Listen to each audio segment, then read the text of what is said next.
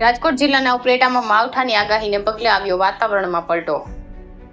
દિવસ આથમતાની સાથે જ ભારે પવન સાથે કમોસમી વરસાદ શરૂ। ઉપલેટા શહેર તેમજ ગ્રામ્ય પંથકમાં વરસાદી માહોલ સર્જાયો। ભારે પવન સાથે વરસાદ વરસતા શહેર તેમજ ગ્રામ્ય પંથકમાં વીજળી થઈ દૂર। ઉપલેટાના કોલકી, ભાયાવદર, મોજીરા, વાટલા, સેવંતરા, ખાખી જાળિયા, નાગવદર, ગધેથડ, વરજાંગ જાળિયા, ડુમિયાણી, હાડફોડી, સમઢિયાળા સહિતના અનેક ગામોમાં ભારે પવન સાથે વરસાદ શરૂ। કોલકી ગામમાં ભારે પવનને કારણે લગ્ન મંડપ પણ ઉડવા લાગ્યા। કમોસમી વરસાદને કારણે ખેડૂતો ચિંતિત બન્યા।